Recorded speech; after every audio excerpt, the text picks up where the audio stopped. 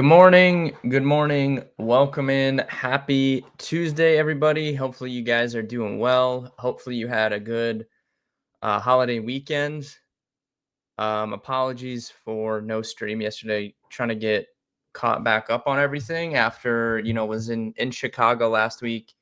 Got home and then it was like right into the holiday weekend. So trying to get caught back up on everything. Hopefully, you guys are doing good. To recap a little bit of what's been going on, man, we came so close to 3 golf outrights in a row. I seriously can't believe it. I thought we were gonna do it. Um, I really did. Campbell coming down the stretch when Campbell hooked that shot into the woods, and it was clear he was gonna at least make bogey, and then he ended up making double bogey. And Grillo had a chance to go up by 2, and he 3-putt bogeyed. And then that ended up sending it to, the playoff, and unfortunately he lost in the playoff. But we were so close to 3 in a row. Would have been a 60-1, and I used a boost on him, so it was like 70-1 for me. Unfortunate, man. It was really close, but hey, clearly the process has been working. I've been feeling really good about the golf bets lately. Also, I have people working next door on my neighbor's house. So if you guys can hear that, apologies. But I don't know if you can hear it or not, but they're pretty loud. Anyways, Scottish Open this week, and then we have British Open next week. So 2 really, really good golf tournaments back to back. We'll be talking Scottish Open tomorrow on stream before Steve jumps on for his usual kind of segment there. So Scottish Open breakdown will be coming tomorrow. Today, we'll kind of just catch up on everything that's been going on in the news cycle, and then look at the baseball slate for tonight. British Open should be really fun as well. Probably my worst betting of the entire golf season was on the U.S. Open until I got to the U.S. Open on Sunday and hit that 9-1. So hopefully we can have a little bit more success in the British Open streets than we did the US Open. But overall, I've been feeling pretty good about overall betting process. Football's coming soon. We have a football game this month, the Hall of Fame game, July 31st. You guys know I will be covering, the preseason from all angles like I do the regular season. So really excited about that, obviously. Coming up at the end of this month. Also, some more housekeeping items. Just reminder, there will be a free draft kit created by myself available to you all on rollinginsights.com. We're starting to get into kind of like the real thick of fantasy football season with, training camp coming, Hall of Fame game coming. So if you guys are interested and you're playing season-long fantasy this year, we'll be talking about it plenty on these streams.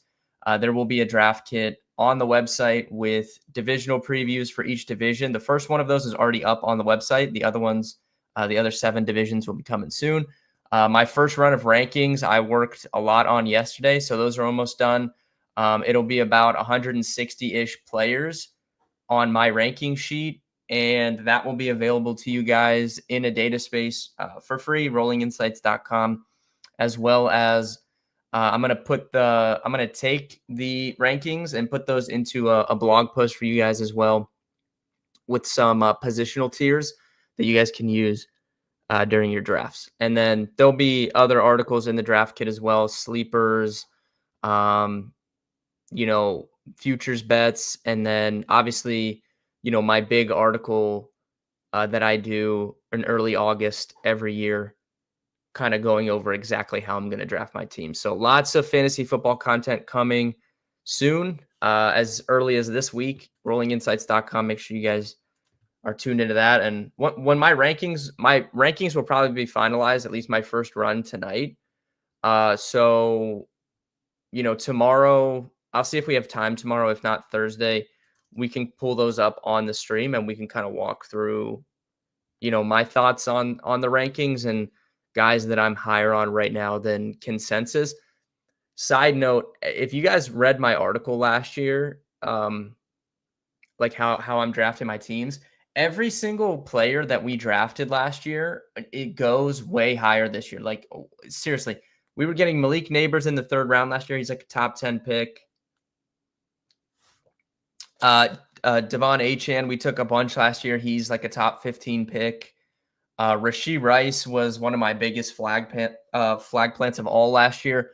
We were getting him like 5th, 6th round. He goes super high this year. Ladd McConkey, you guys know, I mean, there's nobody in the fantasy space that hyped Ladd McConkey more than myself. He's like a top 20, top 25 pick. He was going for free last year. So I don't know. We're gonna have to find some new edges this year because every single player I liked last year just goes rounds higher than they did last year. So we'll have to find some different edges and kind of dive into that. If you guys have questions on anything that like went on over the weekend, go ahead and ask. I'm trying to think about basketball. If there was anything crazy in the basketball streets.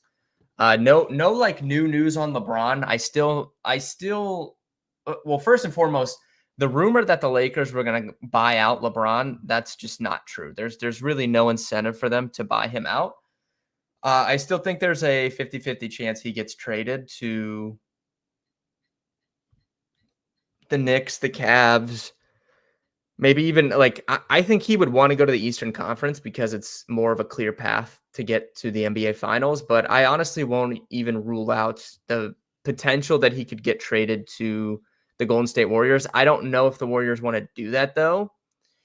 Like I don't know if they want to acquire an older player if they were to move someone like Kuminga or something. But I wouldn't remove them from the race. But I think if he gets traded, I still think he would prefer to go to the Knicks or the Cavs just because they have a very clear path to get to the NBA Finals. I think Beal is going to the Clippers. I think that's why they traded Norman Powell. So, yeah, I could see the Clippers bringing in Brad Beal and also bringing in Chris Paul both. I don't know, like, if that will work, but I think that's kind of what their plan is right now. The Sixers are definitely in the mix for me in the East, just because I would honestly, like looking at the East, I would say any of these top 6 are in the mix. And that's why I said after this is where I would say probably no. So Heat, I'd say no. They're not in the mix for me. Cavs, Knicks, Magic, Hawks. I would honestly put Hawks below the Sixers and Pistons personally right now, just because I don't know if Porzingis is actually healthy. Like the last time we saw him, he couldn't play. So I don't know, where he is at health-wise. If you tell me that they got to the playoffs with a 100% healthy Porzingis, then yeah, I could see having them 4th here. But for me personally, any of these top 6 in the East can go to the finals next year. And that's why there should be pressure put on these teams to make moves. The Magic have already made their moves, like going to get Bane, I thought was great. I like the Magic. I think the Magic are really firmly in the mix to get to the finals. I really wanted Miles Turner to go to the Pistons. He ended up going to the Bucks. I would have liked the Pistons to get in the mix there. Dewan, what's up? But yeah, Heat for me, probably not in the mix. Any of these top 6 in the East are definitely in the mix. And I want to see if LeBron does get traded, where if LeBron goes to one of these 2 teams, they're going to become overwhelming favorites in the Eastern Conference. We also have some Summer League going on. I've been watching it in the background. I haven't got it. Typically, I'm more into the Summer League and like betting on it and stuff. I have not done that this year just because of the timing, I guess, with the Chicago trip and then into the holiday weekend. And then I'm kind of focused on fantasy football at the moment, trying to get the draft kit up and running. But I've been watching it in the background to start out. I might take a look at this later and maybe, I don't know, maybe we can find some edges there. Not sure.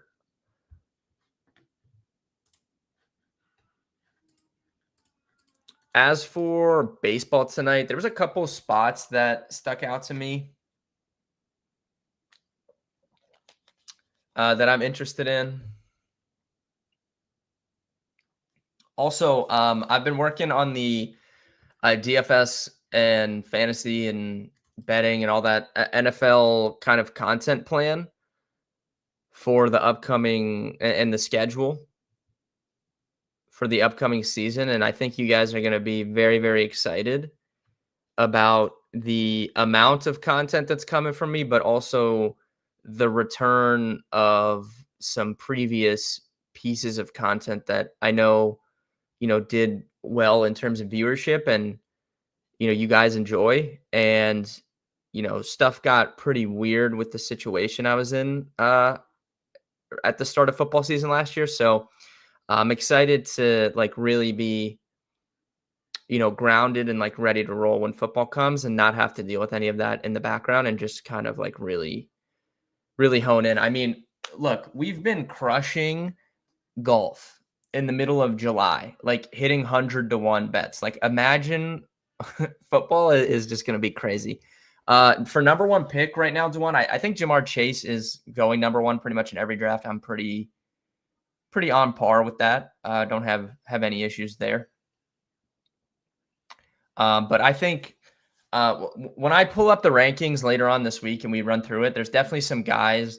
I want to try and create a part of the data space as well that can identify what like guys that I'm higher on than consensus, and we can like metrically kind of rank those guys out as well. Something I want to do something along those lines. Chase Brown immediately is someone that I noticed that goes lower than I would have expected. I try to wait until this time to really dive in fully to fantasies, just so my mind's not clouded too much. But Chase Brown, I think, is a pretty good value outside the top 20 picks, given his role and the fact that the Bengals, their defense is not going to be good. So they're going to be scoring points per usual. And they brought in nobody of consequence whatsoever at running back. So he's going to have, a very, very good, very secure role. And we know he's pretty good as a pass catcher as well. So Chase Brown looks like a pretty good pick to me early on. Still waiting for you to tell us what happened. Keaton, yeah, that I guess I've never really like spoke on it. Maybe like on a different stream, I will do that. Or maybe I'll put a post out or something. I don't know. Yeah, we can definitely talk about it at some point.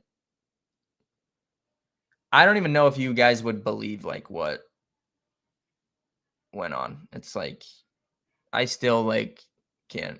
I don't know. I don't understand it, but such is life, I guess. The real ones know. Yeah, I mean, some people definitely know. Dewan, I'm sure you probably know because you're probably in that Discord. But yeah.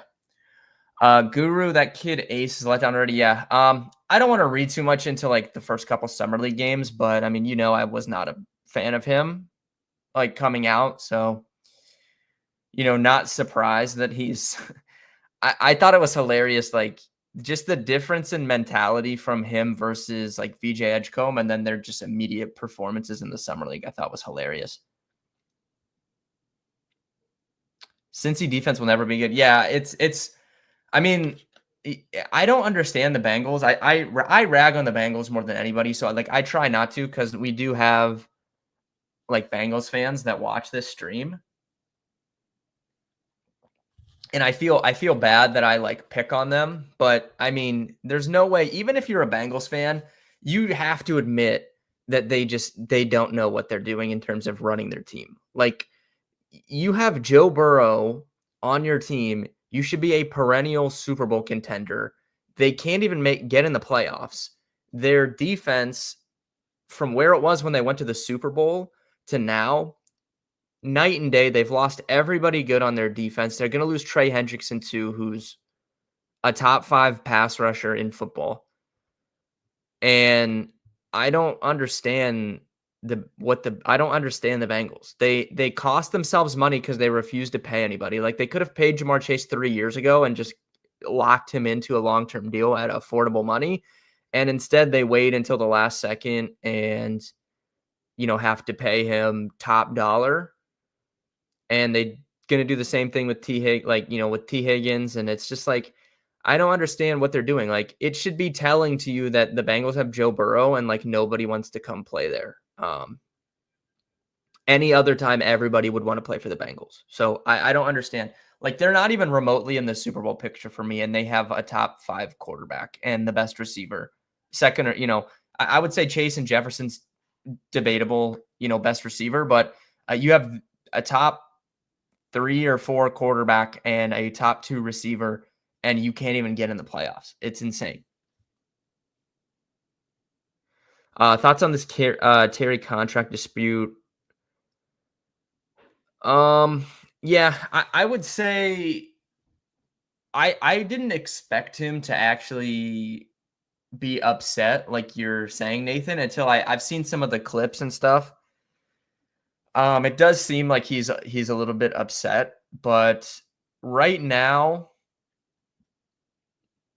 I don't think I would worry about it right now. I would be pretty surprised if they don't get something done with him. It's probably like, I don't want to compare it to like CeeDee Lamb because Terry McLaurin's not going to get quite CeeDee Lamb money, obviously, but he's still a wide receiver one, a very, very good receiver. Not discounting that. But I think it's probably along those lines. Like, I don't know. I mean, it took a while for CD to get his contract done with Dallas, but eventually it'll happen. I would be really surprised if the Commanders didn't, work things out with him. So right now, like, I know you're a huge DC fan. I wouldn't worry about it right now. I think he'll be on the team, for sure. I'm sure he, maybe feels some type of way just because he was there when the team had no future outlook, a very grim outlook, and now, they have high expectations. Like, this is the first time, I guess, since like, I mean, there was like a little bit of period of time when they had RG3 that maybe you thought they could be good, until he hurt his knee again.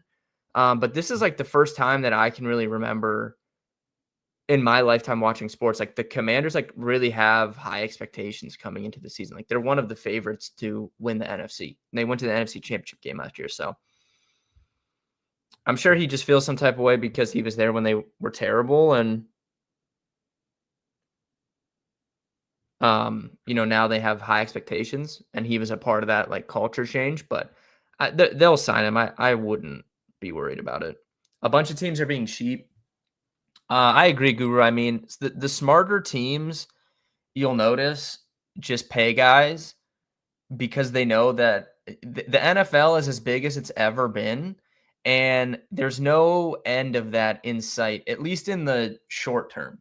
Like, the salary cap goes up year after year, and I don't see how that slows down anytime soon. Like, yeah, maybe 10 years down the road, maybe we revisit that and maybe it's a different situation. But for right now, the salary cap and the NFL and the viewership and the money and all that stuff is on such an upward trajectory. The smart teams know that it's going to go up and up and up. So signing someone to a big contract today does not necessarily mean that it's going to be the same cap hit in 3 years. Like, if the salary cap, if I sign someone to a top dollar contract today and in 3 years, the salary cap has gone up each year after year, it doesn't look as bad as it did, 3 years ago. And I feel like the smarter teams have been taking advantage of that.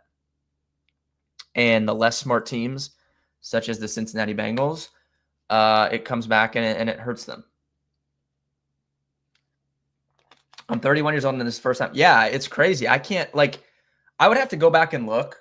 I was a huge RG3 fan because I was in high school when he was like popping off. And Nathan, we're around the same age. So, I mean, you can remember that. So I was a big fan of his at Baylor, and I thought that they could be good with him. And then, it was just unfortunate with the knee thing, but I don't remember if there was expectations or not. I know he was kind of like a polarizing player.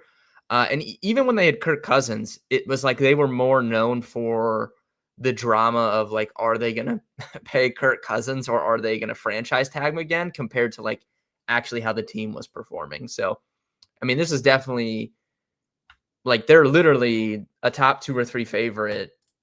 I don't even know. I have to check the odds, but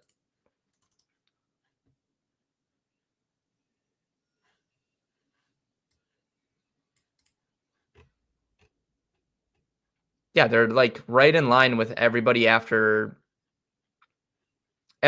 Philly and Detroit. It's like this big group of people at the same odds to win the NFC. Like, they're firmly in the mix, more so than they've ever been in my lifetime. I have some futures bets that I really like early right now, that we'll obviously be talking about as well. Oh my god, I just can't wait. Can you guys I seriously cannot wait. Any home run bet today? I've not got to MLB yet, Ryan, but we'll definitely talk about it in a second here. Oh man, I can't wait. We're gonna be dialed in. Touchdown, first touchdowns. Oh my lord, it's gonna be glorious. I'm trying to see the primetime games. So obviously, these two, Chargers Chiefs, should be pretty good. This is like that weird game in like Brazil, is it not? Is this in Brazil? Does anybody know? On that like stupid field that they played on last year? Then we get the 1 p.m.ers. Let's see here. Sunday night is just insane. Bills Ravens is great.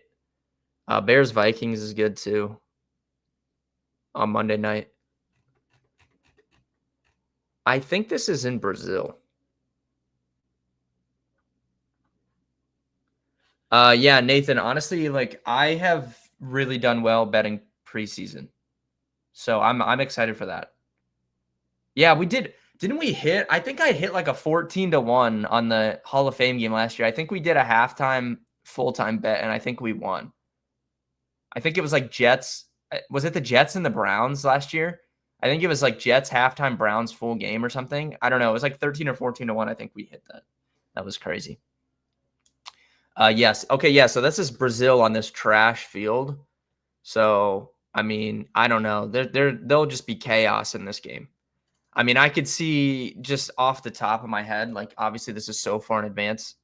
I'm not actually, going to do this, but I mean, Xavier Worthy running around on that just terrible field, like with guys with no footing, sounds like I'm a little bit interested in that.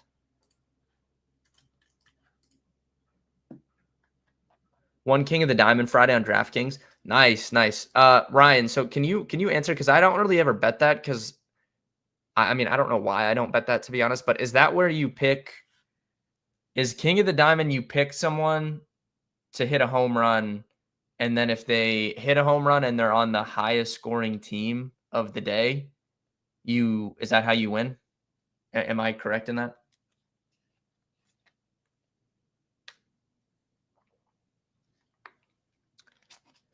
I believe so. Yeah. So hitting a 14-1 on like the Hall of Fame game, like that's how you set the tone for the entire football season.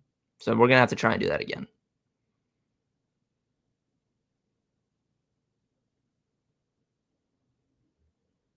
Usually I can get because I'm pretty close to the Hall of Fame. Usually I can get a media pass to the game. I kind of forgot this year to apply, so I don't know if I can get one. But off to see.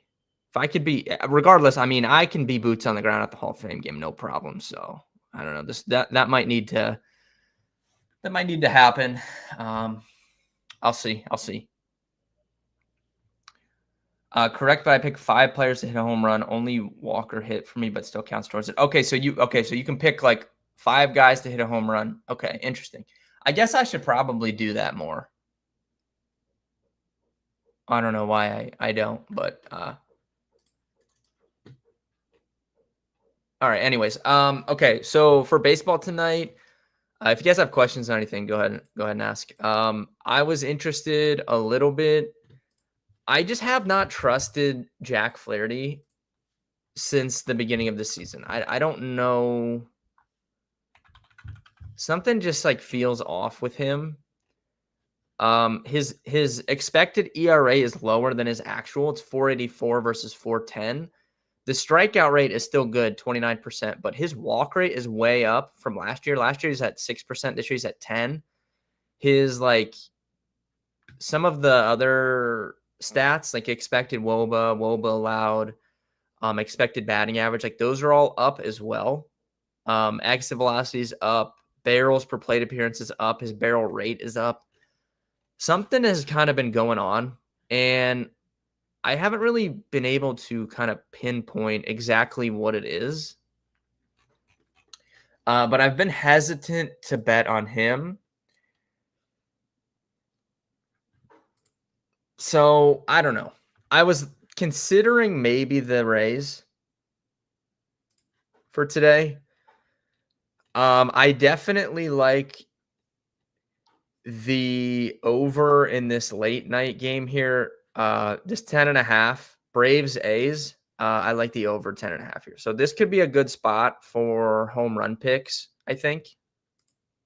Any props you like, FanDuel, DraftKings, NFL? You mean for like season long? Oh, okay. Any props you'd like them to add? Definitely more defensive props. I agree with that, Guru, 100%. DraftKings always has tackles and assists for the most part. I don't really recall like ever seeing that on FanDuel. So I would say definitely more defensive props. I don't really understand why would you not have defensive props? I don't like there's no way you can convince me they can't, efficiently make them. So I don't know. I think, well, to be honest, the reason that they don't offer them is probably that it's probably one of the easier markets to profit on. And so they just don't even want to take the action, if I had to guess. Kurtz for A's look good. Yeah, Kurtz or Rooker. Rooker's someone I've kind of been wanting to buy into. We've talked about him a few times on stream, but I mean, he just has really, obviously we know he's a power hitter, but he's been really, really a little bit unlucky. If you look at the A's expected stats, he still leads the team in expected WOBA 393, 362 actual. So nice negative differential there. His batting average is 271, expected's 295. And we know he has good, hard hit rate numbers and power and all that stuff. So Rooker is someone I'm willing to buy. But Kurtz is fine too. Like both of them. Definitely interested in some home run picks in this game. And then even like on the opposite side of that, like looking at the Braves side of things, they have some guys obviously that hit left-handed pitching pretty well. Let me pull up Jeffrey Springs.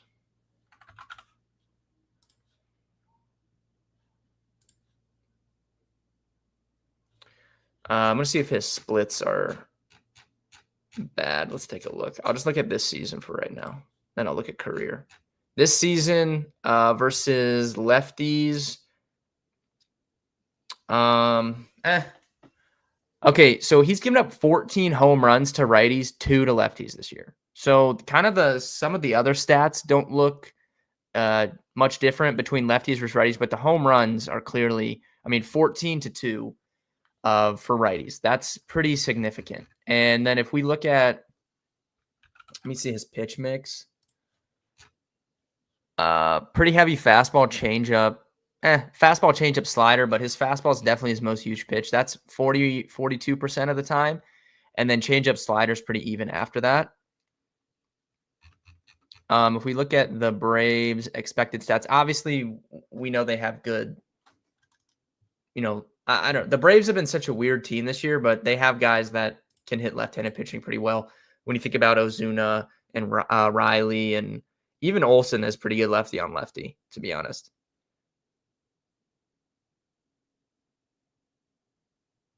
Yeah. Any of those three are good. Let me pull up the Braves this season versus left-handed pitching. So let's go versus lefties. And then team.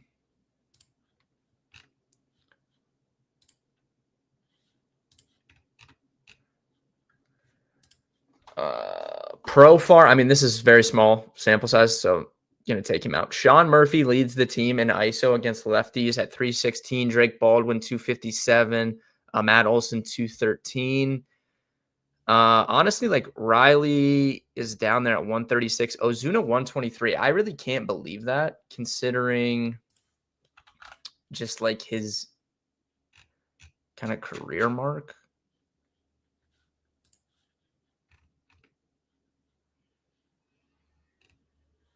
So that could be a little noisy, I think. But let's look at some of these guys versus fastballs. Let's take a look. So we'll go.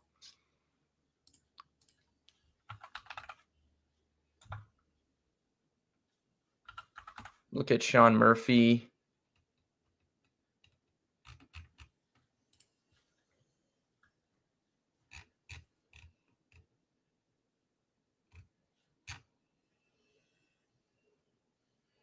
I mean, 50% hard hit rate, but honestly, not crazy good numbers. Let's look at Profar, but I'll look at his last year numbers versus fastballs. He also has that roid effect, to be honest. Like, he might still have some juice in him. It was pretty okay. It was okay. Riley, I mean, he's pretty bad against fastballs, to be honest.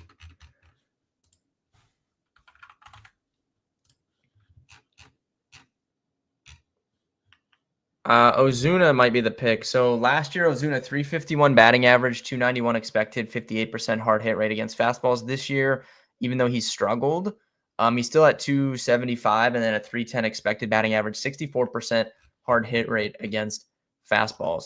I don't understand his kind of bad numbers against lefties this year, because if I just looked at, I mean, if I pulled up like his career numbers,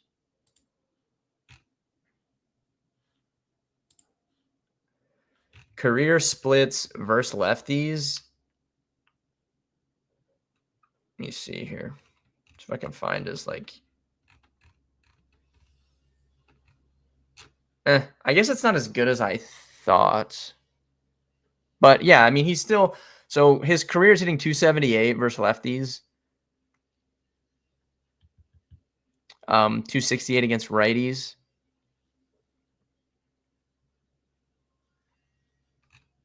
Can I find like, here we go. Yeah, career 205 ISO against lefties, and then this year was at like 120 or whatever I said. So there's definitely probably some regression, coming his way. I would need to dig deeper into it. Career 40% hard hit rate against lefties, like everything is good. So I don't know. Ozuna might be my pick from that game, to be quite honest with you, especially if we bake in, Springs 14-2 home runs from righties versus lefties. So Marcell Ozuna, let's see what his odds are. I like the over in this game anyways. I'm going to be taking it, but plus 370. I'm in. All right. So I like Ozuna home run. I like the over in this game. I like Ozuna. I would take him anytime I take a home run pick. I take the hits, runs, RBIs as well. Let me see what that is playing here. Or if someone sees it before I do, they can drop it in the chat. But let me see.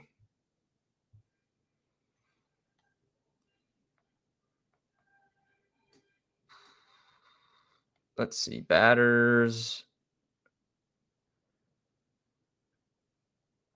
He's minus 120 on Bet365, minus 120 on MGM, minus 135 on DraftKings. That's pretty juicy. I mean, you're getting 15 cents better on MGM or Bet365. So if you have access to those books, I would take those. But I'm probably going to play this at minus 120. And then I'll take the home run as well. All right. I definitely like those. Definitely like those two for other picks. Man, I don't know. I can't figure out the Yankees, to be honest. That's probably just a pass altogether for me. Dodgers have been struggling a little bit.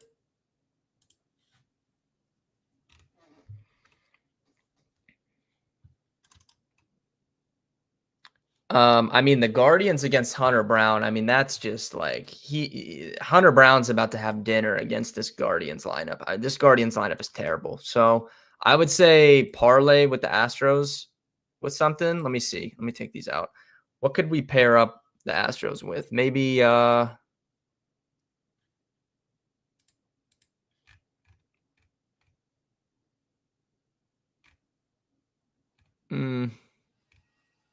I don't really see anything else I love, to be honest.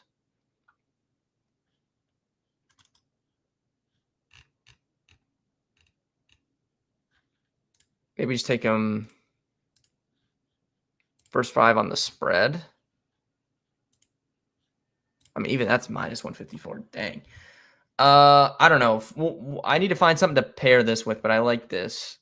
Maybe even like tennis or something. Is there something we could pop this with?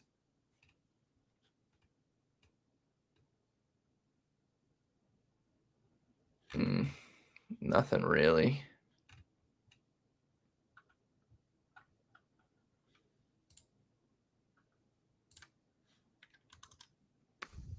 I'm gonna think about this, but I definitely want to put Astros with something. And then I like the over in this late game. I like Ozuna home run. Ozuna hits, runs, RBIs.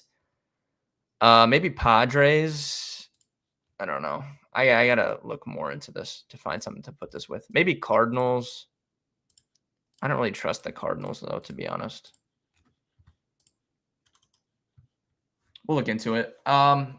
Anyways, pretty long stream today, almost 40 minutes. Thank you guys for tuning in. Long stream tomorrow as well. We're going to talk Scottish Open. We'll recap in the morning, Scottish Open. Steve will jump on at like 11:30, and then we'll be on till 12:30, getting into all sorts of different topics. If you guys have anything that you would like us to discuss, let me know or bring it to the chat tomorrow, and we can go from there. Thank you guys for tuning in. Good luck tonight if you are betting, DFS, fantasy sports, all that stuff. Stay tuned for the draft kit and my first run of rankings coming up on the website very soon.